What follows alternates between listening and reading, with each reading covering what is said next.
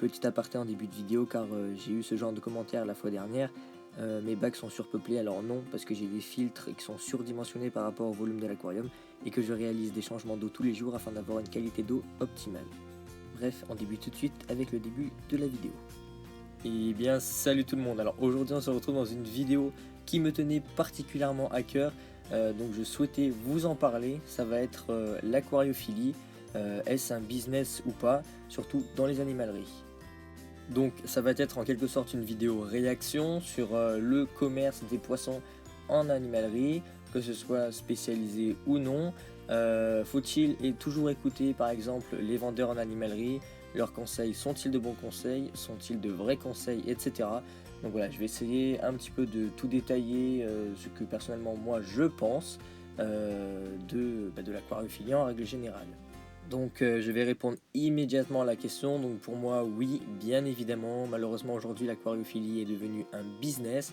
J'ai pour ma part fait un stage dans une animalerie, histoire de me faire une petite idée de ce que ça donnait.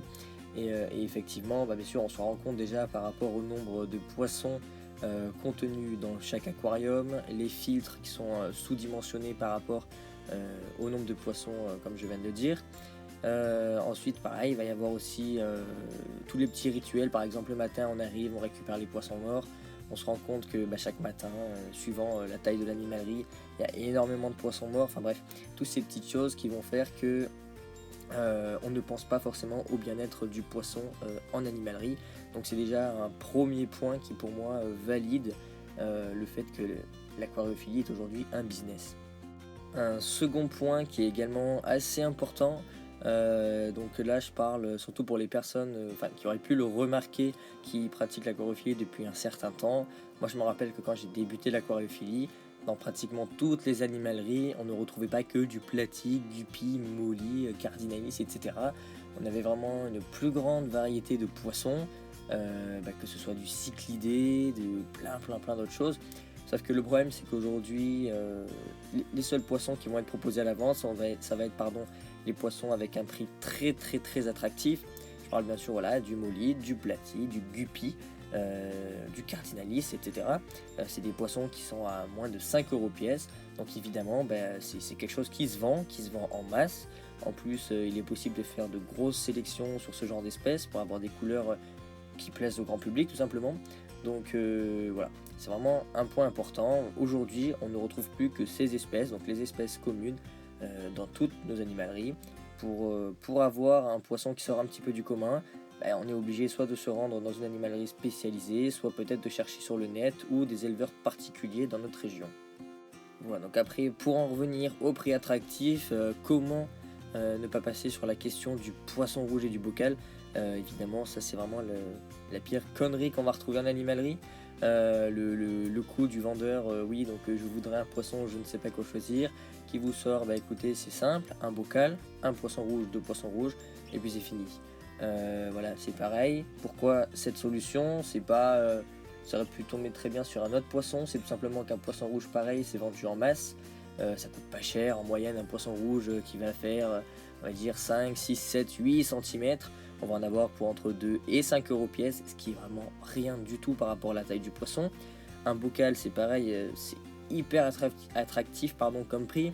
Je pense que vous ne mettrez jamais plus de 20 € dans un bocal, mis à part s'il est un petit peu plus grand que la moyenne. On va s'en tirer avec grosso modo avec les produits, la nourriture, le bocal et le poisson, peut-être pour un budget de 50 €, ce qui n'est pas négligeable effectivement.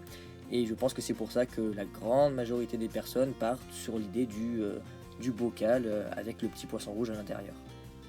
Et encore une fois, c'est pas c'est très rarement qu'une personne achète d'elle-même le bocal et le poisson rouge. Généralement elle va demander à un vendeur et bien sûr les vendeurs sont formés pour ça, tout simplement pas forcément tout le temps penser au bonheur entre guillemets du poisson, mais surtout pour le chiffre à la fin du mois. Il faut vendre et ce qui se vend bien, c'est ça tout simplement. Pareil pour les combattants qui sont ça se vend très bien, combattant c'est pas très cher, on vous fait croire que ça vit dans un verre.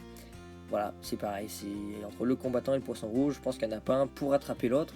Donc bien sûr je ne fais pas une généralité des vendeurs en animalerie. Moi je connais des vendeurs en animalerie qui franchement sont excellents dans leur domaine, qui ont entre guillemets une petite pensée, qui vont peut-être vous refuser un poisson parce que vous n'avez pas le volume adéquat, mais de nos jours c'est rare quand même.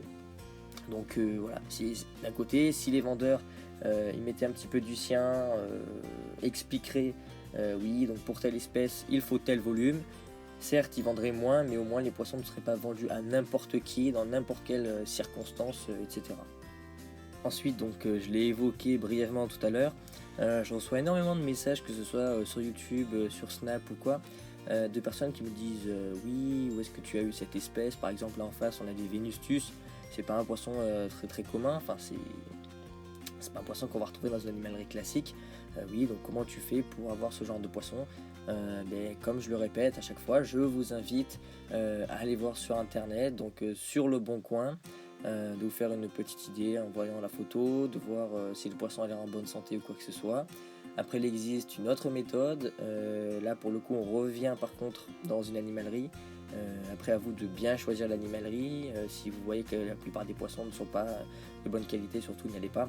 Enfin bon, si vous faites un minimum confiance à l'animalerie, vous pouvez tout simplement demander au responsable du rayon de voir s'il ne peut pas se procurer une certaine espèce chez son fournisseur, donc spécialement pour vous. Donc vous lui dites combien vous en voulez, et puis si c'est possible, à la prochaine commande, il va commander cette espèce en particulier, puis vous irez les récupérer après.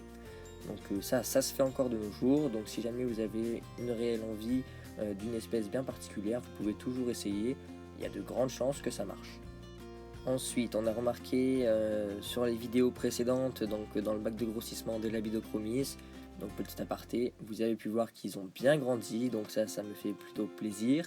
On a pu voir aussi qu'il y avait eu des naissances de platies, donc j'en ai gardé qu'une dizaine parce qu'il y en avait à peu près 60 et je n'allais pas en garder 60, ça ne sert strictement à rien. Pour les personnes qui se demandent, c'était les platies qui étaient dans le bassin. Donc ils passent l'hiver à l'intérieur dans le 20 litres parce que j'ai pas d'autre solution, je peux pas les mettre dans ce bac là sinon ils vont se faire croquer. Donc je sais que c'est pas très bien pour eux, mais bon, ils vont y passer 5 mois. Et puis si j'ai un autre bac d'ici là, ils iront dedans sans aucun problème.